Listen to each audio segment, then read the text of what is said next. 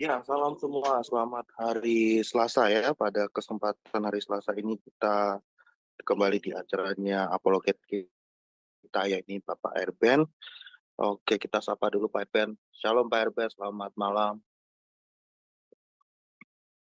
Oke, selamat malam semua. Ini topiknya adalah Yesus kok dibaptis ya Pak ya? Iya, Oke, baptisan. baptis tanda pertobatan. Tuhan Yesus kok dibaptis? Apa Yesus perlu bertobat ya? Seperti itu ya kira-kira ya Iya, Pak iya Erben ya. betul. Oke, sebelum ke materinya, kita akan terlebih dahulu buka dengan doa dari Bu Eni. Silakan Bu Eni. Ya, baik. Mari kita berdoa Bapak Ibu yang terkasih. Maha besar Engkau Bapa yang kami sembah di dalam nama Tuhan Yesus. Saat ini kami datang kepadamu ya Bapa. Kami mau Amin. belajar kebenaran firman-Mu. Biarlah Bapa, apa yang Engkau inginkan kepada kami agar kami semakin cerdas di dalam pemahaman firman Tuhan. Saat ini Pak Erben, anakmu Engkau kirim ke Jumsem Adonai untuk mengajarkan kami firman Tuhan yang sering dipertanyakan mengenai tema ini kepada kami. Bapa, biarlah pelajaran hari ini menambah wawasan kami dan kami semakin kuat di dalam Engkau. Berkati hamba-Mu Pak Erben Tuhan, berkati Bro Agus yang sebagai moderator, berkati kami semua, baik yang ada di live streaming saat ini ya Bapak, teman-teman kami yang sudah banyak menontonnya, baik dari channel-channel gereja YouTube, baik dari channel-channel Pak Lidara, Bapak Sorgawi, kami mau berdoa biarlah mereka juga diberkati sama seperti Engkau memberkati kami. Terima kasih Bapa, di dalam nama Tuhan Yesus kami berdoa. Haleluya. Amin. Ya, Amin. saya Terima kembalikan. kasih Bu Eni. Oke, lanjut ke Pak Erben. Silakan Pak Erben materinya. Oke, selamat malam semua ya. Sebentar. Saya share dulu. Oke.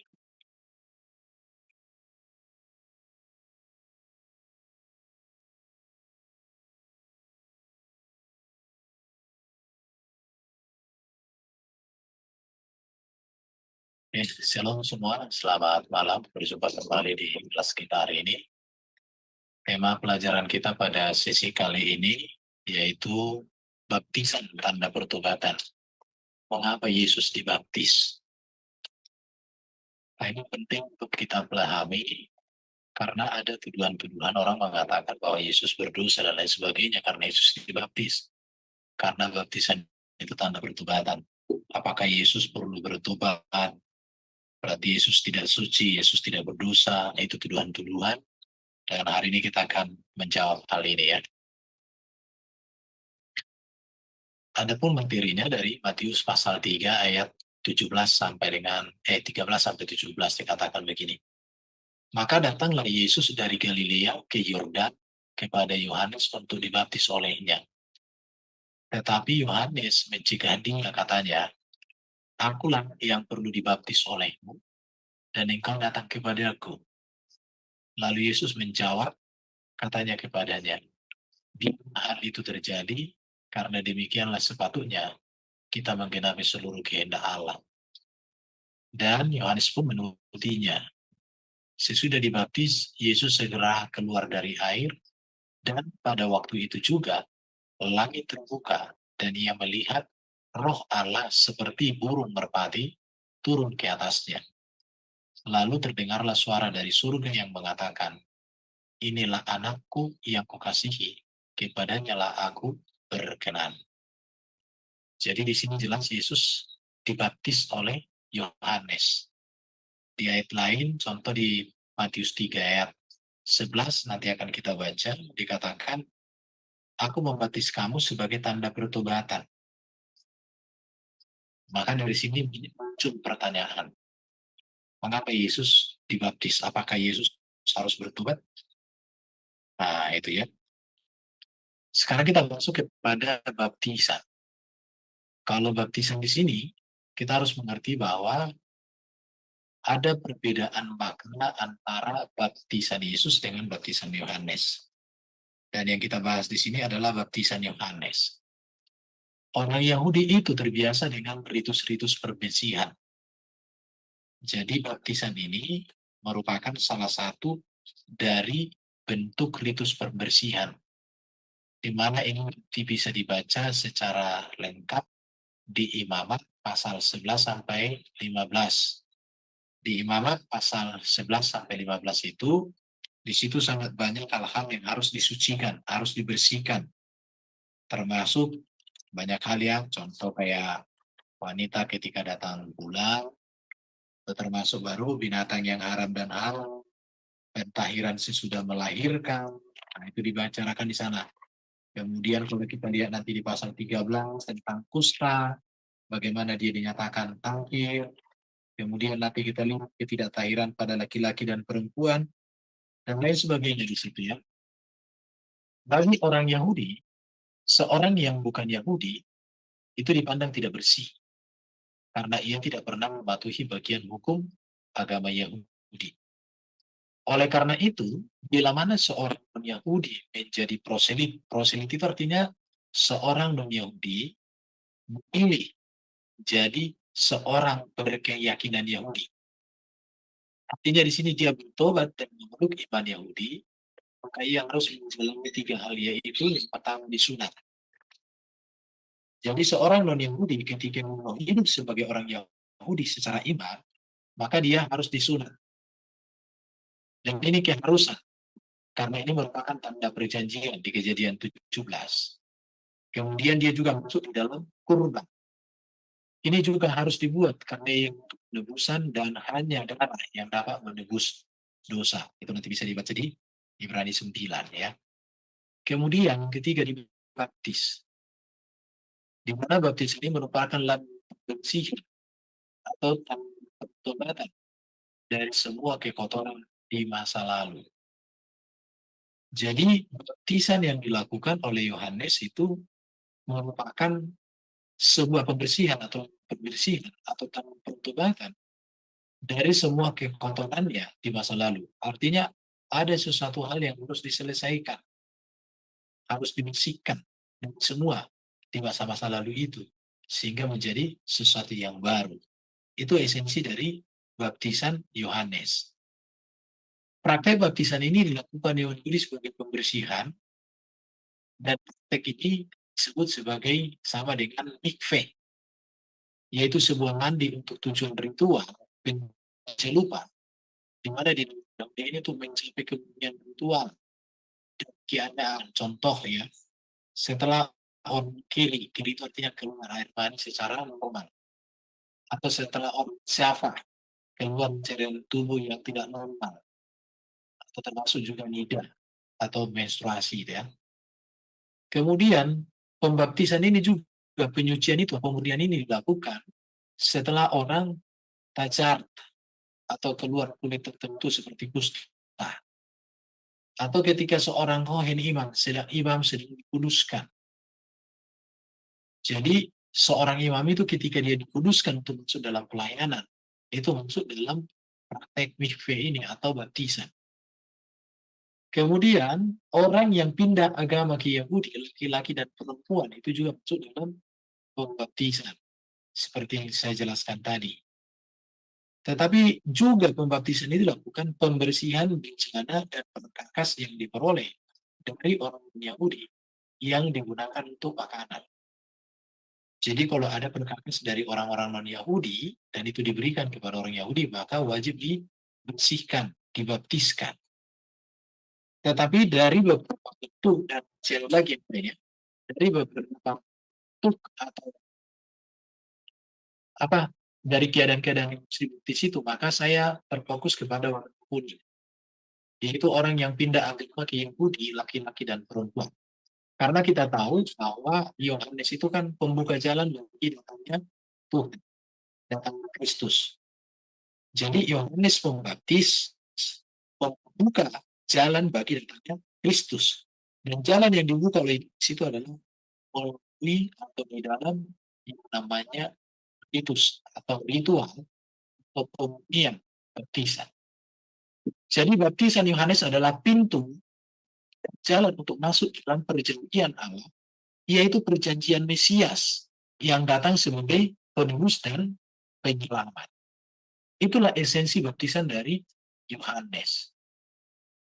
Jadi kalau kita dari sini kita melihat, berarti ketika Yohanes membaptis orang banyak, berarti orang banyak itu masuk ke dalam perjanjian Mesias, bahwa mereka siap untuk menerima Sang Mesias sebagai penebus dan juru selamat. Itulah esensi baptisan Yohanes. Namun pertanyaannya, bagaimana dengan Yesus? Apakah dia harus dibaptis? Maka boleh saya katakan sebelum saya tunjukkan data-datanya nanti, berarti Yesus pun ketika dibaptis itu, dia masuk ke dalam perjanjian Mesias dan menunjukkan dirinya Mesias itu. Karena nanti ketika Yesus setelah selesai dibaptis, seperti yang tadi, maka ada deklarasi, ini aku yang aku kasihi. Jadi kalau orang-orang lain dibaptis oleh Yohanes, maka melalui baptisan itulah pintu jalan mereka masuk dalam perjanjian Mesias. Dan mereka menerima perjanjian Mesias di dalam baptisan itu. Sedangkan Yesus adalah masuk di dalam baptisan itu, artinya dialah yang menyatakan dirinya sebagai Mesias itu. Sebab di dalam baptisan itu, di akhir ayat yang kita baca tadi dikatakan, inilah anakku yang kukasihi, kepadanya lah aku berkenan, dengarkanlah dia. Ini jadi penarasi, nanti saya tunjukkan ya. Jadi pertanyaan, jika di dalam Matius pasal 3:11, aku membaptis kamu dengan air sebagai tanda, tetapi ia yang datang kemudian daripadaku lebih berkuasa daripadaku, dan aku tidak layak melepaskan kasutnya. Ia akan membaptiskan kamu dengan Roh Kudus dan dengan api. Perhatikan di sini. Yohanes pada dasarnya tidak bersedia untuk baptis Yesus. Karena Yohanes tahu, dan Yohanes mengatakan, akulah yang harus dibaptis olehmu. Mengapa aku membaptismu? Karena Yohanes tahu bahwa baptisan itu adalah mempersiapkan bangsa Israel atau orang-orang Yahudi secara khusus untuk mendapat bagian dalam perjanjian Mesias atau bangsa Israel masuk di dalam perjanjian Mesias itu. Jadi pertobatan mereka itu adalah pengharapan mereka kepada Mesias itu menjadi jelas. Tetapi di sini kita lihat, tetapi ia datang dan kemudian, dan tetapi ia yang datang kemudian daripadaku, ia lebih berkuasa. Perhatikan ya. Jadi Yesus tentu lebih berkuasa, suci, kudus, dan sempurna dia. Tidak membutuhkan baptisan itu. Kalau bagi Yesus, kalau untuk menantikan Mesias atau masuk dalam perjanjian Mesias, dia bukan Mesias atau Mesias tidak mungkin. Tetapi Yesus masuk di dalam baptisan itu untuk deklarasikan dirinya lah Mesias yang datang. Jika baptisan merupakan tanda pertobatan, mengapakah Yesus memberikan dirinya untuk dibaptis oleh Yohanes? Apakah Yesus berdosa seperti tuduhan-tuduhan orang yang tak bertanggung jawab? Sehingga Yesus merelakan dirinya untuk dibaptis supaya Yesus siap? Jawabannya tidak. Kenapa? Perhatikan di sini ya. Pembaptisan Yesus bukan merupakan tanda pertobatan Yesus, bukan. Sebab Yesus tidak perlu bertobat. Sekarang Yesus tidak berdosa. Tetapi pada hakikatnya, ia tidak perlu dibaptis. Namun mengapa Yesus bersedia untuk dibaptis? Jadi dari sini kita melihat bahwa pembaptisan Yesus menandakan bahwa Yesus bertujuan untuk menggenapkan seluruh kehendak Allah. Itu yang dikatakan tadi di dalam Matius 3:15. Biarlah mungkin terjadi supaya kehendak Allah. Jadi ini berbicara tentang Yesus menyatakan dirinya sebagai manusia yang sekaligus menjadi hamba, yang taat, sempurna untuk masuk ke dalam karya dan tujuan Bapa. Jadi di sini Yesus menyerahkan dirinya kepada Allah dan kerjaannya. Sehingga dengan demikian ia menggunakan semua tuntutan Allah yang benar. Ia bersedia menanggung hukuman dosa manusia yang terus dikerjakan sampai kayu salib. Ketika Yesus masuk ke dalam kayu salib, ke dalam baptisan, berarti dia mengatakan, inilah kehidupan ikut dan manusia, bahwa dia masuk ke dalam karya penyelamatan. Di situ artinya ketika Yesus dibaptis, Yesus bersedia menanggung hukuman dosa manusia. Itu terus dikerjakan Yesus sampai di kayu salib. Maka di titik 13, bahwa mati di salib itu adalah orang terkutuk. Seharusnya kitalah yang tersalibkan, terkutuk karena dosa kita. Tetapi posisi kita di salib itu digantikan oleh Yesus pada diri sendiri. Jadi tujuan Yesus menyerahkan diri untuk dibaptiskan oleh Yohanes tidak lain untuk menggenapi kehidupan dan rencana Allah apanya bagi dunia di dalam dia oleh dia. Jadi sangat berbeda ya, baptisan-baptisan yang lain itu adalah masuk ke dalam perjanjian Mesias, di mana mereka menantikan Mesias sebagai juru selamat penebus mereka. Tetapi Yesus masuk dalam baptisan untuk menyatakan bahwa dirinya adalah Mesias, yang mana dia memberikan dirinya, memberikan pribadinya secara utuh, menjadi tebusan bagi manusia. Dan di sana ada ketaatannya. Yang kedua, pembaptisan Yesus juga menandakan bahwa Yesus mengidentifikasi dirinya sepenuhnya dengan manusia yang berdosa. Artinya apa di sini? Yesus menempatkan diri setara dengan orang berdosa, sekalipun ia sendiri tidak perlu bertobat dari dosa. Nah, Yesus tidak berdosa karena dikatakan Yesus lahir dari Roh Kudus. Yesus adalah firman menjadi manusia, di mana dia manusia yang mulia, manusia yang sempurna. Jadi Yesus tidak membutuhkan itu, tetapi Yesus menempatkan dirinya setara dengan orang berdosa. Inilah yang disebut dengan mana Yesus itu sama dengan kita. Dia memiliki kemuliaan yang tidak dipertahankan, tetapi dia mengambil rupa seorang hamba. Tapi kita diselamatkan. Jadi itu makna baptisan. Yang kedua makna di sini. Yesus mengidentifikasikan dirinya sepenuhnya dengan manusia yang berdosa. Artinya menempatkan diri setara dengan orang berdosa supaya memenuhi itu. Dia menebus dan menyelamatkan manusia dari kutuk dosa. Tetapi dia tidak berdosa dan luar biasa Yesus ya. Yang ketiga, baptisan Yesus menandakan bahwa Yesus menghubungkan dirinya dengan gerakan baru dari Allah yang memanggil setiap orang kepada pertobatan. Maka perlu kita perhatikan pesan Yohanes Pembaptis sebagai penghulu Mesias. Di dalam Yohanes 1 ayat 23, 32 dan 33. Jadi Yesus menghubungkan dirinya dengan gerakan yang baru. Seperti tadi katakan. Baik Yesus mengawali karya pengudusan itu ketika dia mengaktifkan dirinya jadi sama dengan si berdosa, dan ketika dia menundukkan dirinya taat kepada Sang Bapa di surga yang darinya dia berasal, yang mengutus dirinya. Yang berikut, yang keempat, pembaptisan Yesus menandakan bahwa Yesus memberikan teladan, contoh kepada umat manusia tentang kepatuhan, contoh tentang ketundukan dan ketaatan kepada otoritas Allah di surga, di mana supaya firman Allah digenapi. Jadi dia memang memberikan teladan ketaatan. Ketika Yesus yang suci dan sempurna memberikan dirinya masuk ke baptisan, ini sebuah teladan. Teladan ketaatan, teladan ketundukan, teladan melakukan kehendak Bapa secara utuh dan sempurna. Ya di situ ya.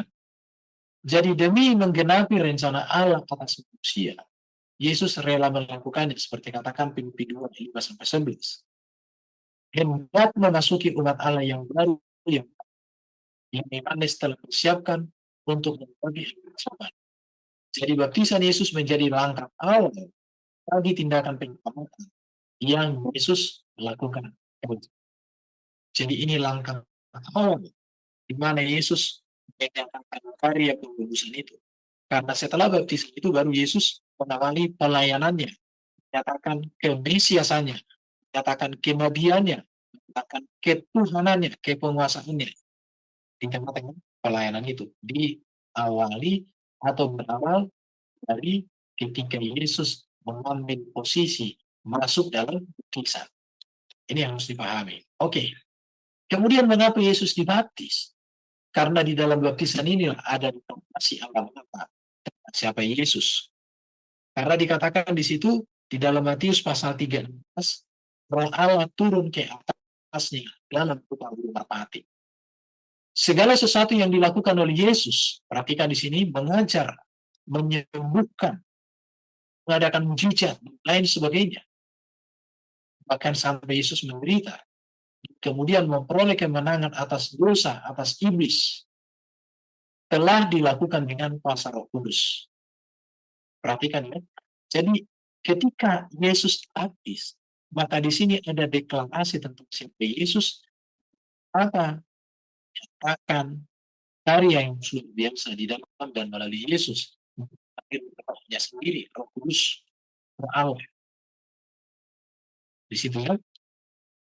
Jadi Yesus tidak dapat melakukan sesuatu pun tanpa kuasa Roh Kudus, apalagi kita. Jadi karya keselamatan yang dikerjakan Yesus itu adalah karena Pak Firman dan Roh Kudus itu sendiri. Roh Kudus turun ke atas Yesus untuk memperlengkapi Yesus dengan kuasa dalam melaksanakan karya penebusannya. Lukas pasal 3. Di sini baca ini ya, kita baca coba ya. Lukas pasal 3 ayat 23 saya bacakan ya. Lukas pasal 3 23 apa dikatakan di sini? Ketika Yesus memulai pekerjaannya, ia berumur kira-kira 30 tahun. Dan menurut anggapan orang Yahudi, jelas ya, bisa saya bacakan. Sebentar, Lukas pasal 3 ayat 23. Oh ya betul. Kemudian Lukas pasal 1 ayat 35. Coba kita baca ya. Lukas pasal 1 ayat 35. Dikatakan, jawab malaikat itu kepadanya, Roh Kudus akan turun atasmu dan kuasa Allah yang Maha Tinggi akan menaungi engkau. Jelas. Dan di Kisah Rasul pasal 1 ayat 2 dan pasal 10 ayat 8 juga demikian. Jadi Roh Kudus turun ke atas Yesus untuk memperlengkapi Yesus dengan kuasa di dalam melaksanakan karya penebusan. Dan Yesus juga dikandung di dalam kuasa Roh Kudus. Lukas 3 ayat 23. Ini ayat 40 juga. Anak itu bertambah besar, menjadi kuat, berhikmat, dan kasih karunia Allah ada padanya. Oke, jadi Roh Kudus turun dalam rupa burung merpati. Burung merpati merupakan burung yang di Yerusalem. Burung ini menjadi simbol keindahan, kemuliaan, kedamaian, kesetiaan, dan burung tidak ada yang penduk. Tapi saya tidak bahas di sini ya. Jadi baptisan itu adalah deklarasi bahwa tentang siapa Yesus. Diawali dengan hadirnya Roh Kudus. Jadi karya Allah Tritunggal atau hadirnya Allah Tritunggal dinyatakan di dalam baptisan. Maka karya keselamatan itu adalah karya Allah Tritunggal, bukan karya Yesus seorang diri, bukan. Tetapi karya Bapa melalui firman yang menjadi manusia dan oleh Roh Kudus itu sendiri. Sekarang yang terakhir, baptisan adalah deklarasi Bapa tentang Yesus. Pada Matius 3:17 ada sebuah pengakuan yang spektakuler tentang siapa, tentang identitas Yesus sebagai anak Allah. Bahkan Bapa itu sendiri mendeklarasikan, mengkonfirmasi dengan berkata, inilah Anakku yang kukasihi. Kalau kita baca ketika Yesus berdua di taman, apa ketika Yesus mengalami kemungkinan, di mana ketika itu murid-muridnya ketiduran, apa dikatakan itu? Inilah anakku yang kukasihi, kepadamu aku berkenan, dengarkanlah dia. Jadi pengakuan Allah terjadi oleh karena ketundukan Yesus kepada Bapa. Dan ini menjadi sebuah kemudian bagi kita. Kita pun demikian. Ketundukan dan pelayanan kita kepada Yesus membuat kita dihormati oleh Bapa. Di dalam Yohanes pasal 5 ayat 21-23. Jadi kita jangan anggap enteng, jangan remeh pelayanan dan pengabdian kepada Yesus, karena itu kita dihormati oleh Bapa. Barang siapa menghormati Yesus, menghormati Bapa. Barang siapa menghormati Bapa, menghormati Yesus. Satu-satunya jalan yang dihormati oleh Bapa adalah melayani. Siapa yang melayani, dihormati oleh Bapa. Maka dikatakan di dalam pengakuan ini, pengakuan inilah anakku yang kukasihi. Ini merupakan pengakuan ayat 7. Dikatakan anakku engkau. Dan Yesaya 42 ayat 1. Lihat itu hambaku yang kepadanya aku berkenan, aku telah rohku kepadanya. Jadi pengakuan inilah anakku yang kukasihi, itu untuk menyatakan bahwa Yesus adalah Raja, Yesus adalah Mesias, Yesus adalah hamba Allah, Yesus adalah anak Allah yang menderita dan membebaskan manusia dari dosa. Jadi pengertian baptisan untuk Yesus itu bukan karena Yesus berdosa, tetapi karena Yesus yang tak berdosa mengambil posisi dengan menjadi manusia yang merendahkan diri taat kepada Bapa dalam tugas untuk menyelamatkan kita. Oke, jadi itu saja yang bisa saya sampaikan. Kembali ke moderator. Jadi mengapa Yesus dibaptis? 4 hal tadi. Yang pertama, saya ulangi ya, Yesus bertujuan untuk mengikuti seluruh kehendak Allah. Yang kedua, Yesus mengidentifikasi dirinya sepenuhnya dengan manusia yang berdosa, menempatkan dirinya setara dengan orang berdosa. Kemudian Yesus menghubungkan dirinya dengan gerakan baru dari Allah, yaitu semua orang kepada pertobatan. Yang keempat, memberikan teladan. Dan yang terakhir, deklarasi dari Bapa sendiri tentang siapa Yesus yang menunaikan tugas misi penyelamatan bagi manusia supaya manusia terselamatkan masuk surga. Oke, kembali kepada moderator. Terima kasih. Sampai sekian dulu. Shalom. Saya unmute nanti ya. Oke, Pak Erben, ini pertanyaan yang sering ditanyakan ya, Pak ya. Mungkin yang umumnya sebenarnya baptisan itu berapa kali, Pak Erben? Karena mungkin ada beberapa juga yang mempersoalkan ini kan, Pak, ketika pindah gereja atau apa gitu kan ada dibaptis ulang. Itu sebenarnya dikenal nggak, Pak, itu, Pak? Ini kan temanya kan tentang Yesus dibaptis. Dan itu temanya tentang baptisan Yohanes. Jadi baptisan Yohanes dengan baptisan yang diajarkan Yesus itu ada perbedaannya. Di situ ya. Kenapa? Karena baptisan Yohanes ini lebih kepada proselit. Artinya orang-orang lain masuk ke dalam perjanjian Mesias, ke dalam pertobatan. Karena Yohanes kan membuka jalan bagi datangnya Kristus. Dan Yohanes membuka jalan itu melalui namanya baptisan, yaitu tanda pertobatan. Tetapi kalau berbicara baptisan yang diajarkan Yesus itu, Matius 28, kan jelas. Baptislah mereka dalam nama Bapa dan Anak dan Roh Kudus. Jadi baptisan itu satu kali, cukup. Ngapain 2 kali? Tetapi baptisan diberikan kepada orang yang sudah mengenal kebenaran dan keselamatan dalam Yesus. Kalau belum mengenal kebenaran dan keselamatan dalam Yesus, sebaiknya diserahkan. Itu berdasarkan apa yang dilakukan oleh Yesus ya. Jadi anak kecil diserahkan, karena Yesus katakan serahkanlah anak-anak itu datang kepada aku. Tetapi ketika orang sudah mengerti dan mengenal kebenaran tentang Yesus, itulah yang dibaptis, dan itu cukup 1 kali. Tidak perlu 2 kali. Yang membaptis 2 kali itu sama dengan tidak mempercayai otoritas dan kuasa Tuhan. Baru ada perbedaan ya, di dalam Kisah Rasul ada juga orang baptis dalam nama Yesus. Tapi ingat ya, di Kisah Rasul itu tidak berbicara formula baptisan, tetapi berbicara tentang, kalau formula baptisan itu ada di Matius 28, baptis dalam nama Bapa dan Anak dan Roh Kudus, itu formulanya. Tapi di Kisah Rasul itu bukan formula, tetapi pentingnya mengajak dan membaptis orang di dalam dan otoritas dan ajaran Yesus Kristus, itu esensinya. Bisa dipahami bro? Atau ada mau dipertajam?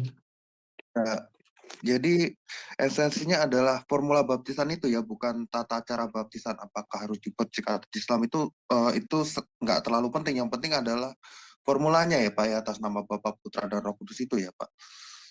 Ya, esensi baptisan itu kan di dalam nama Bapa, Anak, dan Roh Kudus. Dan orangnya sudah mengerti tentang siapa Bapa, siapa Anak, dan siapa Roh Kudus. Itu. Kalau masalah untuk dipercip atau selam itu kepada gereja masing-masing lah. Tetapi kalau saya dan saya belajar Alkitab, lebih bagus memang dengan air yang banyak ya, air yang banyak. Karena kalau kita mengacu kepada Yohanes, itu kan menggunakan air yang banyak, bukan dipercikkan, tapi memang dibasuh dan dibersihkan. Contoh kalau seorang wanita lagi datang bulan, ya dibersihkan. Seorang laki-laki tidur, barangnya kayak mimpi basah, ya dibersihkan, dimandikan. Jadi air yang banyak. Kalau mengacu kepada ajaran Yohanes. Tapi kalau ada gereja hanya dipercik, mereka juga punya alasan ya. Contoh, ketika terjadi pertobatan massal di Tanah Batak, sementara yang melayani adalah hanya nominasi seorang diri, maka dia tidak memungkinkan untuk membaptis orang itu satu-satu. Ya dia perciklah biar cepat selesai. Jadi itu ada konteksnya. Contoh, pernah juga dijelaskan sama Pak Petrus. Ketika Petrus membaptis orang di dalam penjara itu tidak ada air. Justru di penjara bawah tanah itu ada air menetes-netes. Itu yang dibuat Petrus membaptis orang yang ada di penjara itu. Jadi nggak diselam. Itu sejarah. Jadi dari situ terbangunlah sebuah pemahaman bahwa baptisan itu esensinya adalah dalam nama Bapa, Anak, dan Roh Kudus, dan orang yang dibaptis itu mengerti dan mengenal dan mau memahami tentang siapa Allah. Tritunggal itu. Itu bro. Ya, tapi ketika bayi kan tidak mengerti, Pak. Ada yang dalam arti dia dikasih, ada yang memang penyerahan anak ya, Pak ya, dan ada juga yang memang dibaptis gitu loh, Pak. Dan baptisannya itu kan sekali seumur hidup. Itu yang mana yang benar gitu, Pak? Apakah itu sekedar penyerahan anak gitu kan, ataukah memang dibaptis gitu? Karena memang itu bukan penyerahan, karena juga ada formula itu juga sih, Pak, di dalam waktu bayi itu loh. Jadi gini, Itu bagaimana? perkembangan gereja itu kan luas bro. Jadi kalau kita melarang juga orang anak kecil dibaptis, para misionaris melakukan itu, anak kecil pun langsung semua keluarga-keluarga, yaitu sejarah. Tapi kalau kita melihat di dalam data Alkitab, anak kecil diserahkan kan udah aku bilang tadi di awal. Kemudian orang yang sudah mengerti dan bertobat, mengerti esensi kekristenan, baru dibaptis. Kan itu tadi saya jelaskan, itu yang lebih sesuai dengan Alkitab. Tetapi kalau orang dipercik namanya dibaptis, itu namanya karena ada situasional dan itu mengingatkan akan sejarah dulunya. Nah, seperti itu bro. Ini kan nanti Oke, sudut ini ada pandang. yang ya lanjut silakan, Pak. Iya udah. Sebentar nih boleh ya saya baca ada komen ini dari saudari kita Mesop. Dia berkata begini, Alhamdulillah saya wanita Islam saat ini, namun waktu dekat saya minta baptis. Jiwaku damai di usia 24 tahun karena mengenal Tuhan Yesus penuh kasih akhlak mulia. Wow, luar biasa, masih muda banget ya Pak Erben, umur 24 tahun. Jadi gini, maksud aku Bu, yang saya bilang ini kan tentang Yesus dibaptis, bukan pengertian baptisan. Iya. Jadi iya, saya kan fokusnya kan baptisan dengan pertobatan apakah ada Yesus. Jadi itu kalau untuk baptisan nanti bisa materi di berikutnya bisa kita bahas. Apa kaitan baptisan dengan sunat? Akan di situ toh. Karena sunat itu dikaitkan, disamakan itu dengan baptisan. Karena itu berbicara perjanjian. Jadi perjanjian sunat itu adalah perjanjian kedatangan Mesias. Demikian juga dengan baptisan, itu masuk ke dalam ikatan perjanjian Mesias yang menyelamatkan. Jadi pengertiannya luas. Betul. Saya mau berkenalan dengan saudara Mesop ini.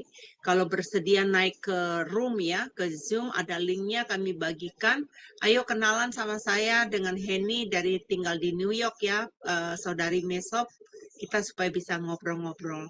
Baik, saya kembalikan kepada moderator. Itu kayaknya ada Bu Aling bertanya. Silakan. Iya, terima kasih. Pak Erben, ada yang mau saya tanyakan tentang materi yang di sini, Pak. Praktek baptisan Yahudi.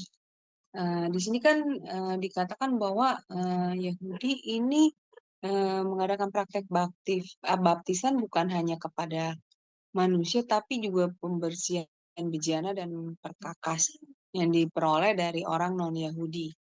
Ini tujuannya sebenarnya untuk apa, Pak ya? Setahu saya kan baptisan itu hanya ditujukan kepada manusianya.